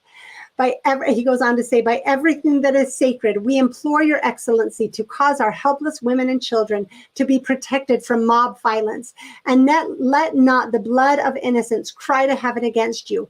We say again, if anything wrong has been done on our part, and we know of nothing, we will make all things right if the government will give us the opportunity, disperse the mob, and secure to us our constitutional privileges, that our lives may not be endangered when on trial. So, I mean, again, what more could he have done? And again, when Ford accuses him that he was wrong to declare martial law, please recall that Joseph had already written to ask for advice, to say he would do whatever Ford told him to do, and to give Ford control of the Nauvoo Legion. So all of this is just really hard to understand, other than that they wanted to kill them. So I think it should be clear that Joseph had honestly and sincerely done everything he could to try to preserve the peace and to act within legal precedent and through legal and constitutional means. And he was simply asking Governor Ford to do the same. But Governor Ford refused. As Joseph Smith said, there is no help there. Even though Joseph had offered to give Ford full control of Nauvoo and the Nauvoo Legion, he was only met with the exact same awful threats the mob had been making, but now they were from the governor. So I'll quote from the governor's letter. He said, quote, I am anxious to preserve the peace. A small indiscretion may bring on a war. The whole country is now up in arms, and a vast number of people are ready to take the matter into their own hands. Such a state of things might force me to call out the militia to prevent a civil war, and such is the excitement of the country that I fear that the militia, when assembled, would be beyond legal control. If you, by refusing to submit, shall make it necessary to call out the militia, I have great fears that your city would be destroyed and your people, many of them, exterminated. And the entire letter goes on in this way. It is filled with nothing but blatant threats, using the most loaded words possible. He is literally telling a people who just fled a literal extermination order that they are going to be exterminated. This is the governor of the state doing this. It is terrible. It's unbelievable. And he just goes on repeating the same threats again and again in different words numerous times. So that's when Joseph painfully realized and said there is no help there from Governor Ford, and that there would be no support or protection. When that happened, he again wrote to the President of the United States to plead for help, and they tried to decide what to do. In the end, he, along with Hiram and 14 other defendants, went to Carthage to stand trial for riot, which he had already stood trial for and been acquitted of by the non-Mormon judge in his precinct, right? So while we think we know the rest of the story, there's actually more to understand that again shows how dedicated the Expositor conspirators were to ensuring the death of Joseph and Hiram Smith. I wanted to go into all of that situation about the destruction of the Expositor because I think it is important to help us understand what the situation really was and who Joseph Smith really was, so that we can get rid of these claims, these false claims about him, right? So now we'll go on to the situation at Carthage. Joseph and the company arrived at Carthage just before midnight on the 24th. And from so many reports, with all of the militia, mobbers, and anti-Mormons encamped and running wild, Carthage was out of control. It was far more of a riot than anything had ever been in Nauvoo. Remember, that's the only trial. That's the only charge right now, riot, right? Both Joseph's party and his enemies, including William and Wilson Law, Francis and Chauncey Higby, Robert and Charles Foster, Henry O. Norton, who we'll talk about a little more in a minute, John A. Hicks, and Augustine Spencer, who we'll also talk a little bit more, all stayed at the Hamilton House. All of them had been involved in the Expositor. Cyrus Wheelock, who was part of Joseph's party, reported that Hicks bragged that, quote, it had been determined to shed the blood of Joseph Smith, not only by himself, but by the Laws, Higby's, Foster's, Joseph H. Jackson, and many others, whether he was cleared by the law or not. So they were celebrating. They were like saying, we're going to kill him no matter what. They knew they didn't have a chance legally in the trials, but they were going to kill him anyway. Wheelock reported this to Governor Ford, who treated it with perfect indifference and just let it happen. So the next day at 12 minutes to 4, this is also recorded in the history, report came to Joseph that William and Wilson Law, Robert D. Foster, Chauncey L. Higby, and Francis M. Higby had said that there was nothing against these men. The law could not reach them, but powder and ball would, and that they should not go out of Carthage alive. So they heard these reports that, yeah, there's nothing against them. We can't charge them with anything in the law, but we can kill them anyway. They won't go out of Carthage alive. So the reports were clear, and it was clear who was involved and what the goal was here. From the beginning of the trial, it was clearly a sham, and it was clear that all of Ford's promises were worthless. The judge of the hearing was not, Ford had told him he needed to come stand trial for the original judge who wrote out the order, but it wasn't. The judge was Robert F. Smith, who just happened to be the captain of the Carthage Greys, and he also was the head of the anti-Mormon party, so I hadn't heard of that. That was founded in 1841 by Thomas Sharp, the editor of the Warsaw Signal, who wrote all of those things about powder and ball and go, that was trying to stir up the mob. He started the party, and now Joseph F. Smith was the captain of it, was the head of it, and he was the one who was the judge for this. So anyway, it was ridiculous. The purpose of that party, the anti-Mormon party, the sole purpose was to unite Democrats and Whigs to drive the Mormons from Illinois. So that's who these people were. The case was actually not tried that day, the 25th, but put over until October, which would have been 3 months later, because a key witness, Francis Higby, who had been the one to file the charges, was conveniently not there. So it's hard for me to see this as anything other than just this plotting and strategizing and scheming to keep Joseph Smith in Carthage as long as possible. They could have just tried the case that day, but Francis Higby didn't show up, and they were like, "Oops, can't try it without him." And so instead, they planned to set it 3 months later, and they set bail for the minor misdemeanor of riot. The bail was set at the equivalent of almost $260,000 in today's money for these men. So they were like, nope, we're not going to try you today. We're going to try you in October. And by the way, your bail for riot is $260,000. It was $500 for each man, and that added up to a total that is the equivalent of $260,000 today. I did the calculation. So it was a clear effort to hold the defendants in custody in Carthage indefinitely. But man, amazingly, miraculously, the Nauvoo citizens came through. Many of them brought their deeds to their homes and their farms and their property and put it up as collateral to pay the bail. So the prisoners were free to go and to return for the October trial. So this was obviously not acceptable. So the same day, both Joseph and Hiram, and I think just the two of them, were served with new arrest warrants, now for the charge of treason, signed by that same judge, Robert F. Smith, the captain of the Carthage Greys, the head of the anti-Mormon party. So oh no, they made bail. Okay, well, now it's treason. And riot was a minor charge, but treason was not. It carried a penalty of death by hanging if found guilty. And more importantly, it did not allow bail. If you were charged with treason, you could not be given bail. So Joseph and Hiram were now not free to go. So these are the machinations that were happening. And I have to point out that just think about this legally. Joseph Bennett, I think is his name. Anyway, I'll include his paper below. It's called Road to Martyrdom, and he does an excellent breakdown of these charges. He is actually a lawyer, so he can speak about them very well and how valid they were or were not. And so, but I do want to point out, charges needed to be brought. Robert Smith, the judge, no matter how much he hated Joseph and Hiram, he couldn't just make up charges. Someone needed to bring them. So it's important to know who was behind these new charges of treason being brought. The charge against Joseph Smith was ostensibly filed by Augustine Spencer. So I said we'd talk about him again. He was staying at that same hotel with the rest of the Expositor conspirators. He was the troublemaker in that I talked about in part 1, that assault on his brother where he choked his brother, and that's what started all of the riot when they tried to arrest him.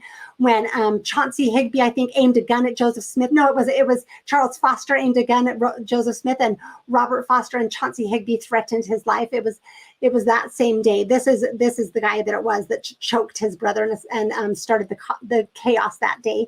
He was the one who, and it's interesting to know that Chauncey Higby, I think it was Chauncey Higby, defended him in his trial, right? So that's an interesting thing to know. And I'll attach an interesting paper I read about Augustine Spencer. He was a bad guy. He just, like, there's nothing good about this guy. That he even like embezzled the inheritance from his siblings when his father died. It's just bad news all around. So let's see. And then the charge against, and then as I said, it was the Higbys that defended him in his trial when he was arrested for assaulting his brother.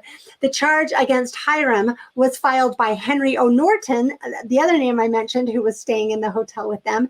And isn't it convenient that two separate charges were brought by two separate men at the exact same time, identical charges for treason? That seems a little bit ironic, doesn't it?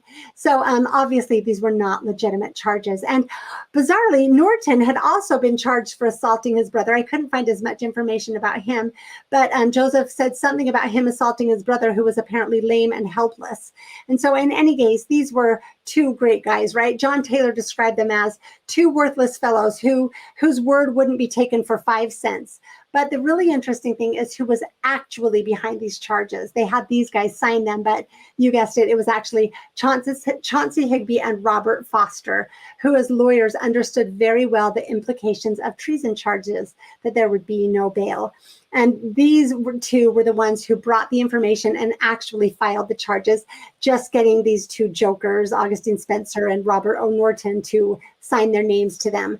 And so anyway, this follows the pattern I talked about before of like putting people up, like putting what's his name? Bostwick up to accusing Hiram Smith, right? And now he's putting these guys up to charging Joseph and Hiram when it was really them, the lawyers, that were making all of this happen. So you can see that these Nauvoo Expositor conspirators were involved up until the very end, making sure that this happened and that this was carried out, that Joseph and Hiram were indeed killed. So the charge of treason against Joseph and Hiram is completely ridiculous. There is no justification for it whatsoever. Well, first of all, it was Joseph that declared martial law. It was justified because Joseph declared martial law.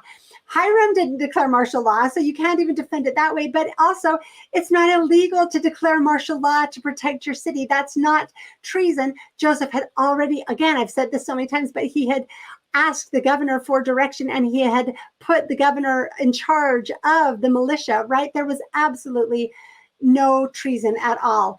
Let's see, who is it that sums it up well?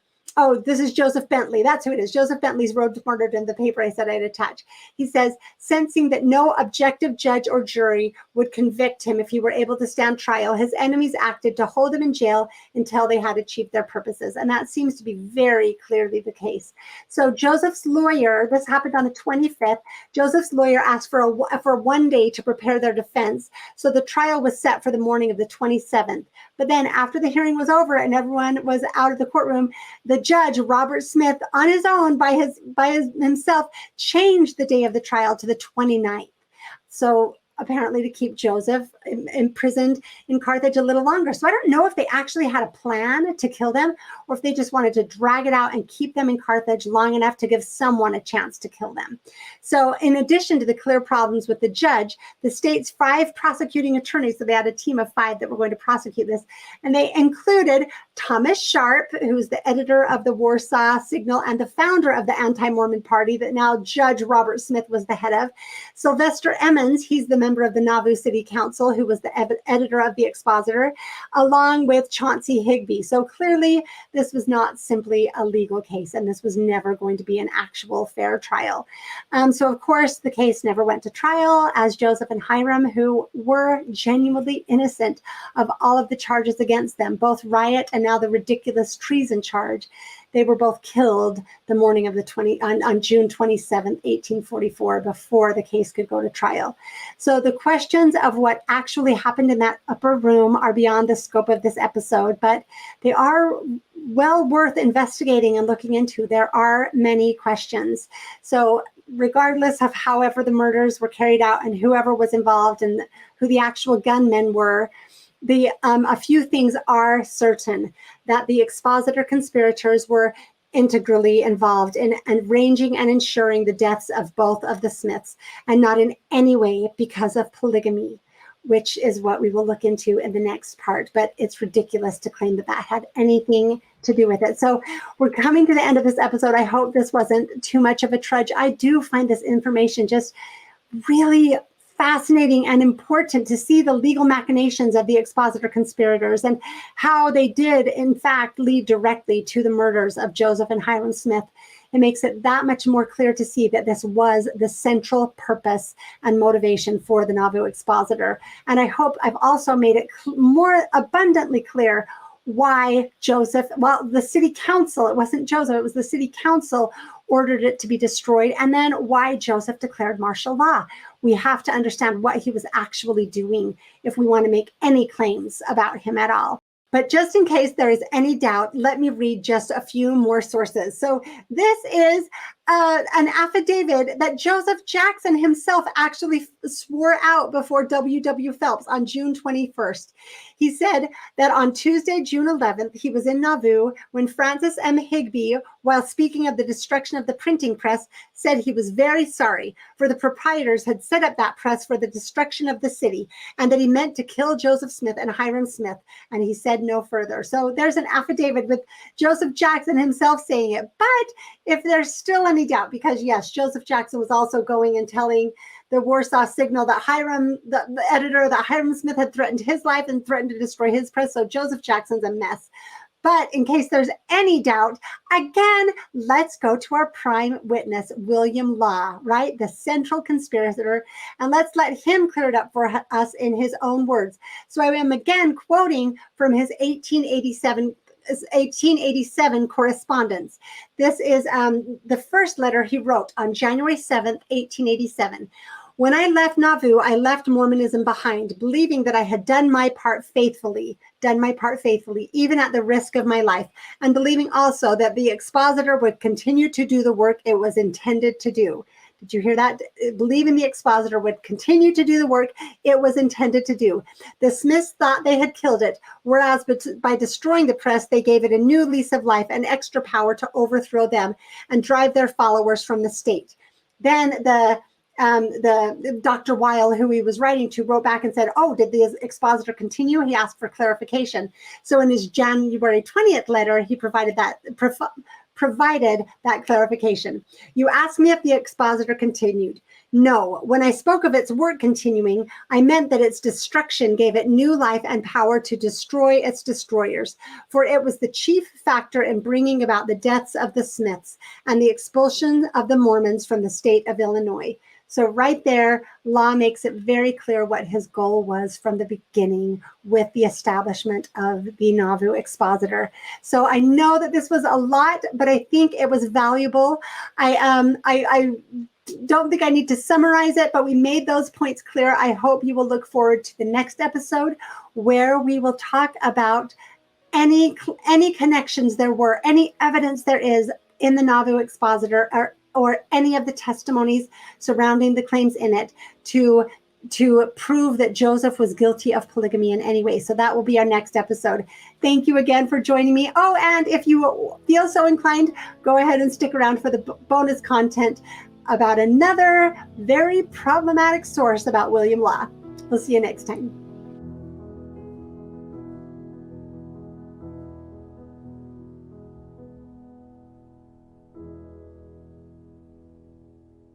Now for this episode's bonus content.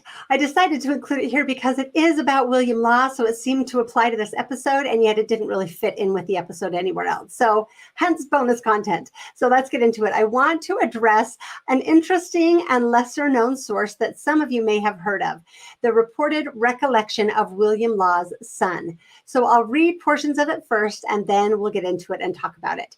It was written in 1903 by Elder Joseph W. McMurrin, who was one of the first presidents of the 70, who was serving in Boise, Idaho, where he met Mr. Richard S. Law, I'm quoting now, not connected with the church, who has related a circumstance concerning the teachings of Joseph Smith that is of sufficient importance to be preserved. This is what he goes on to say.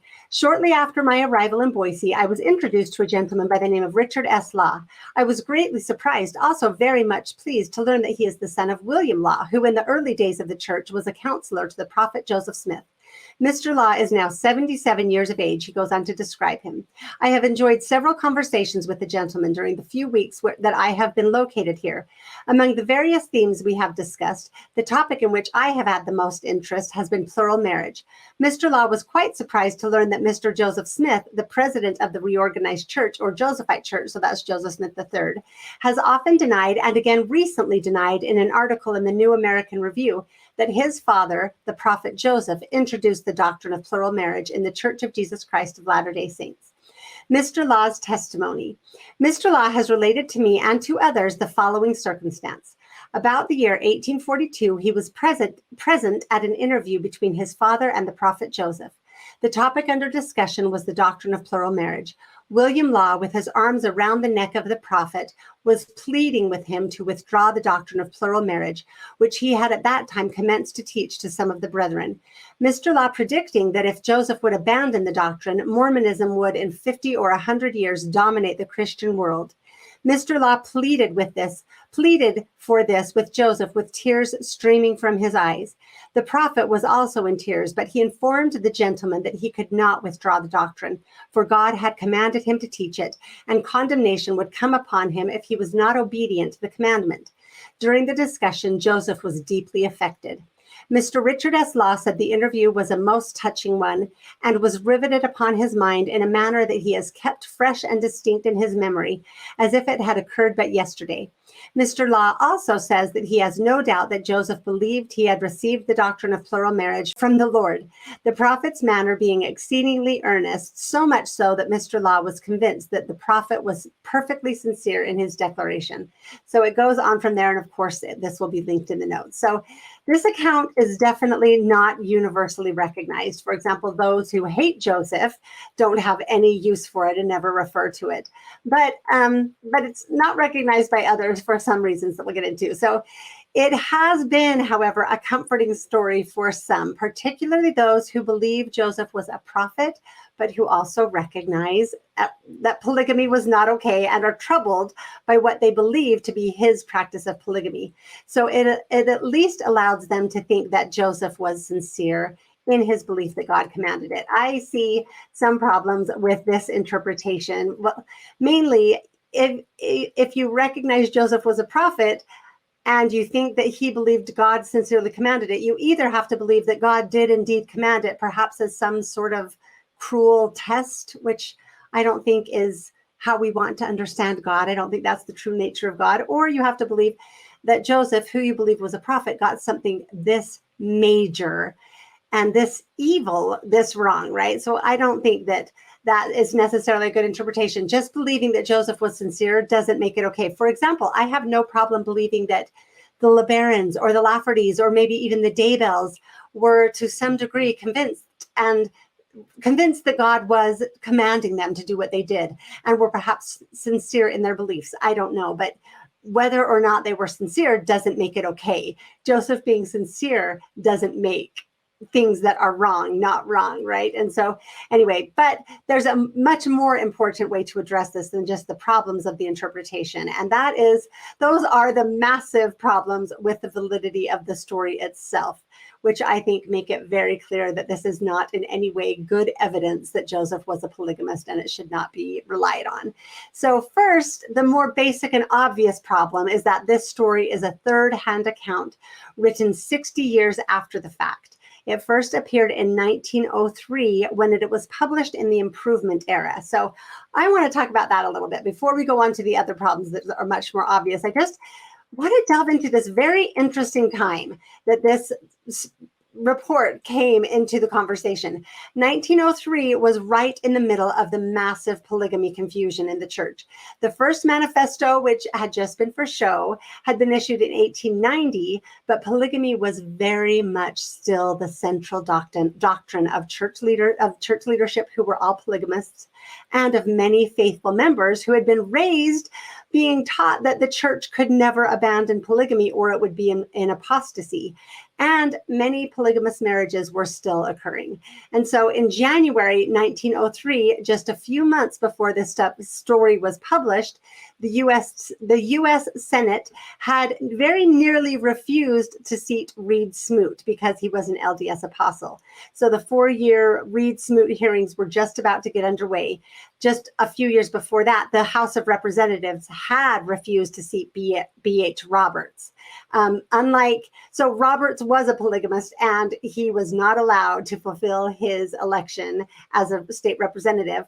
Smoot wasn't a polygamist, so there was some concern, some discussion about if just being an apostle of a polygamous church made it so he could not be part of the Senate. That's why the 4-year hearings came about. So this was right at the beginning of that time, right?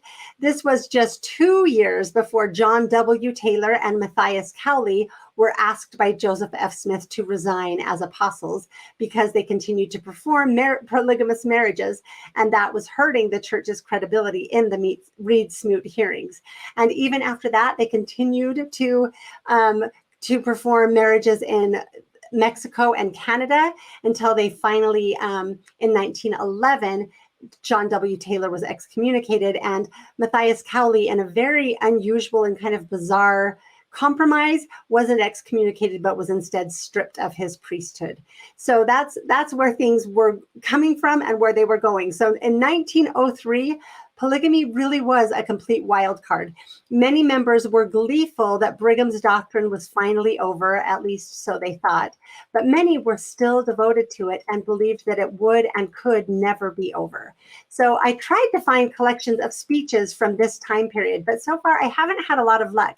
The Journal of Discourses ends in 1886, and I haven't found anything similar for after 1886, when the Journal of Discourses ends. So if anyone knows of some sort of anthology or some search tool that I'm missing, please let me know. Like there seems to be a big gap in speeches that we can get. I can start to get some about 1926, but before that, I haven't been able to find any. So I would love to know where I can find sermons and speeches from this time. But in any case, my strong suspicion is that polygamy at this time period was very much not being preached. I'm guessing everybody knew it was there, but nobody wanted to talk about it. It was the quintessential elephant in the room. Nobody knew whether it was coming or going, or whether it was more faithful to be quietly supportive of polygamy or to follow the prophet and reject it. I think this was an extremely confusing time for many of the members, other than those who had always just deplored polygamy and were happy that they were going this direction. I think for many of the members, there was a lot of confusion and not understanding which way to go. So this complicated relationship with polygamy is apparent even in the publication of this story. Just a few years earlier, anytime before 1890, this would have been front page news, spread everywhere, preached in sermon after sermon. It would have become a real talking point. But in 1903, it was buried in the middle of the auxiliary magazine. The title, this magazine was called The Improvement Era. In 1960, the title changed to The New Era. So it really was like the auxiliary magazine mainly for the youth. And it wasn't even the front page of that. It was buried on page 33 on the link I give you. But it's the magazine's pages are cumulative, so it was 500 something. But that was the only place it was ever published. And it was only published under the title An Interesting Testimony. So that's really telling, right? I haven't found any explicit teachings on polygamy by Joseph W. McMurrin, the president of the 70 responsible for this story.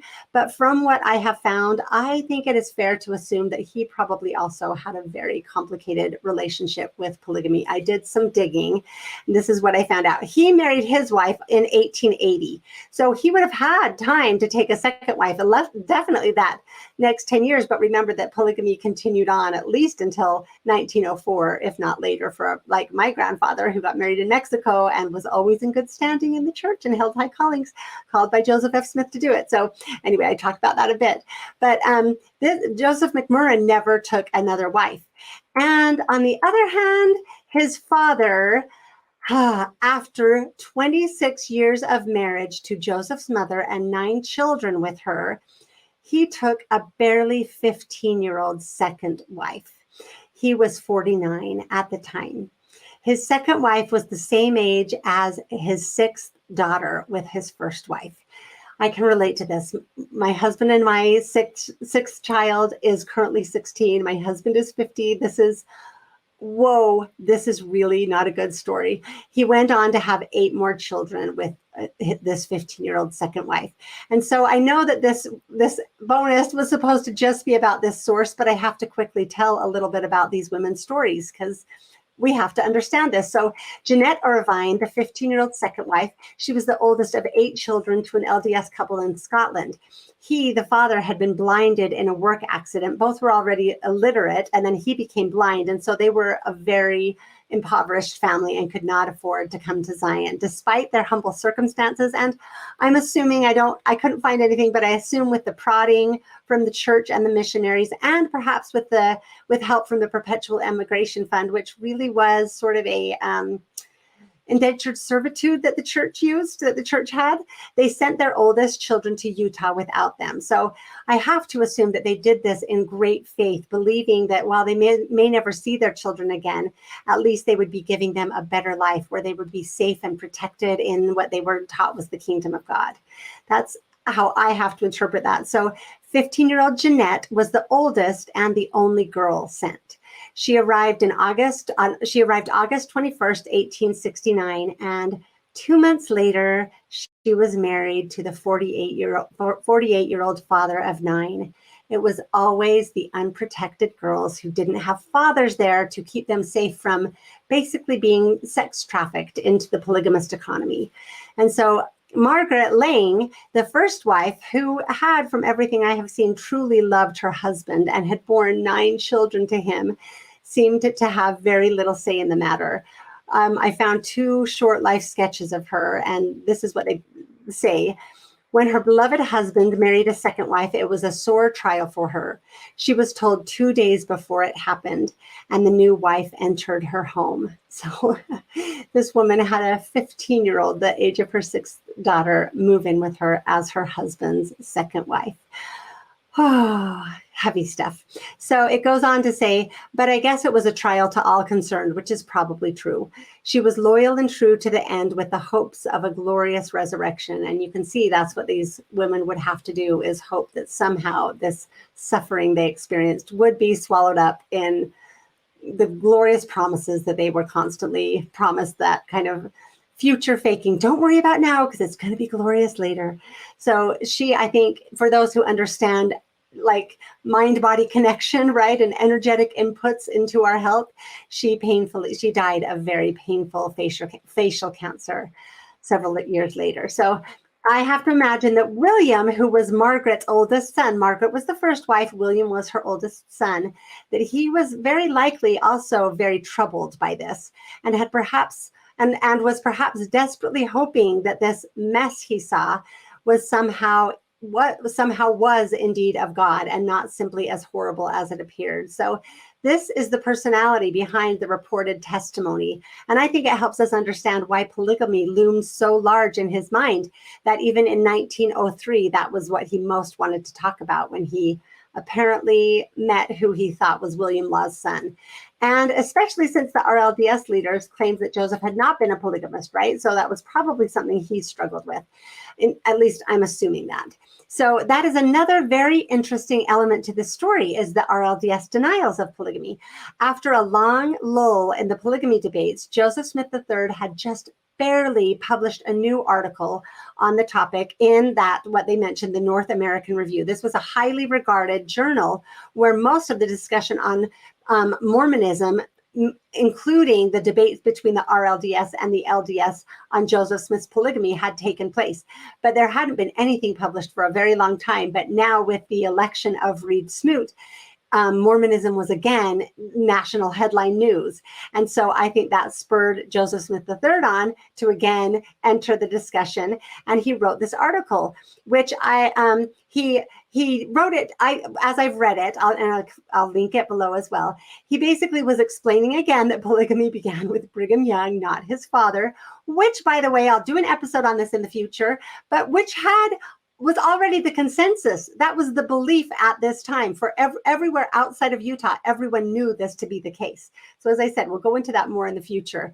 And he was also discussing why the government had failed to eliminate polygamy despite it being illegal. The paper was called Polygamy in the United States, Has It Political Significance? So it was him voicing in on this question of the Reed Smoot hearings. And again, since Mormonism was in front page news, being like, hey, we're not them, So this was the end of his paper. It says, this article is written and an earnest wish is expressed that statesmen and politicians shall not again be fooled or outwitted into permitting such a political menace to continue.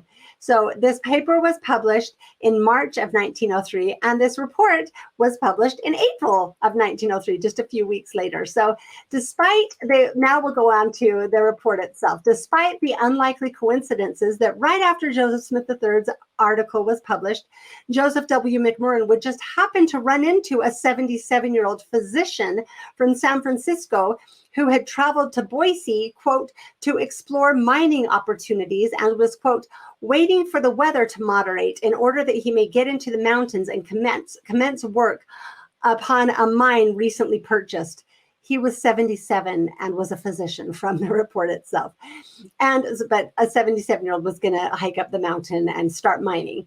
And that he would, of course, also the coincidence is that he would, of course, figure out that this 77-year-old man was the son of William Law. And then, of course, start talking about polygamy and hear this heartwarming story. So none of these issues or coincidences prove this report is false, but they do help us understand the climate and the context of how this story came into being in the first place. So now on to the more substantial problems with this account and why nobody should accept it.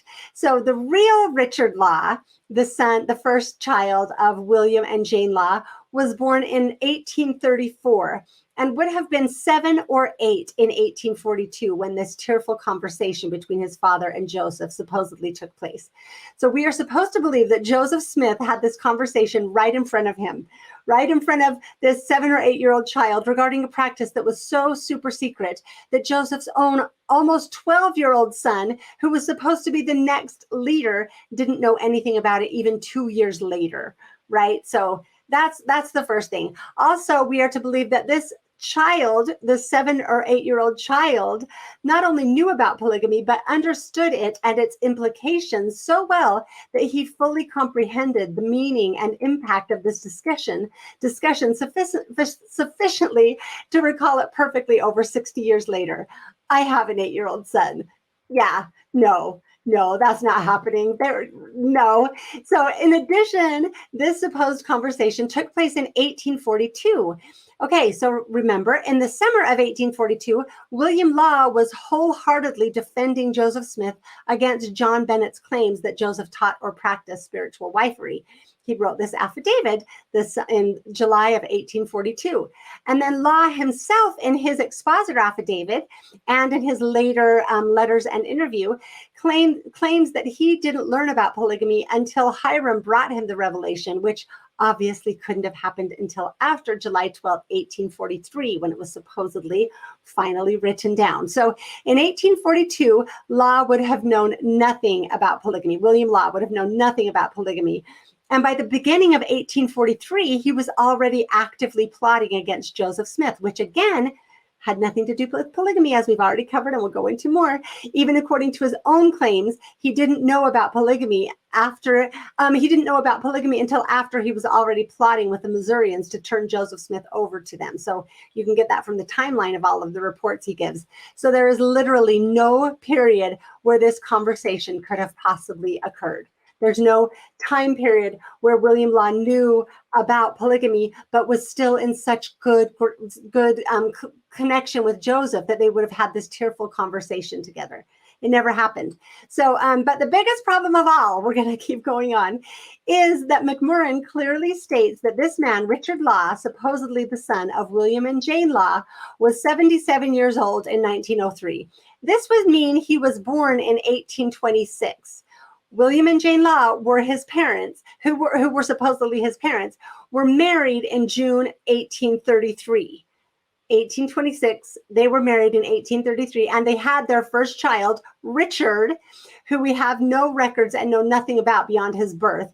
He was born February of 1844, and it's interesting, I'll just point out that according to the dates, he would have already been conceived before they were married. So that's an interesting point to keep in mind. But anyway, Jane was only 18 when she married William and gave birth to their actual son, Richard. So in 1826, when this 77-year-old man would have been born, Jane would have been either 10 or 11 years old. So I think we can safely say whoever this 77-year-old man may have been, if he existed at all, he was certainly not the son of William and Jane Law. And I have to say, I am just genuinely amazed that people don't even do basic math before accepting these sources. So the fact is, as I mentioned before, other than his birth and one census record that might be about him living in Pennsylvania in 1850, we have absolutely no information about Richard Law.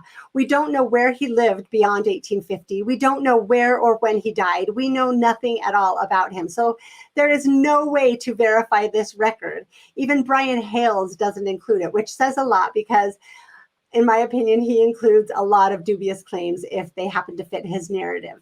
So I think we can very, very effectively, authoritatively throw this source out and assume it has no validity.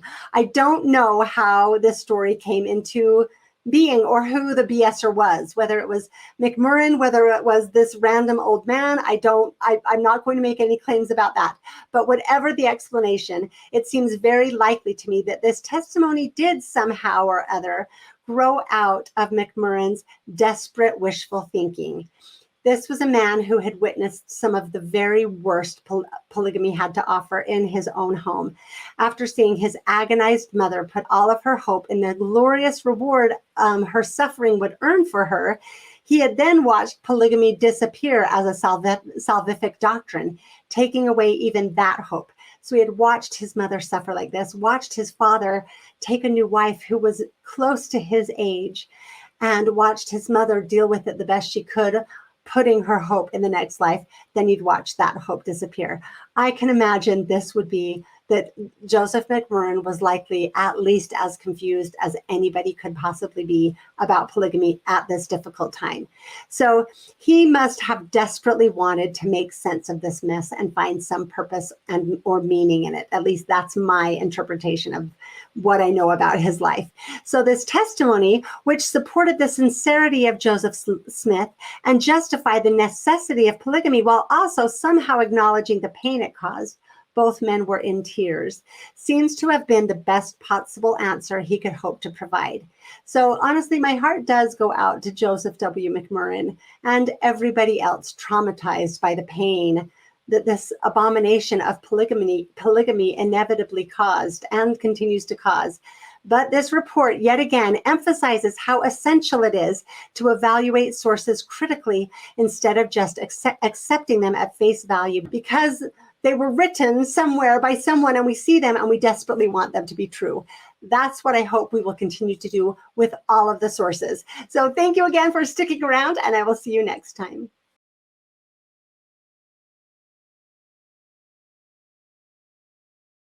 Welcome to 130.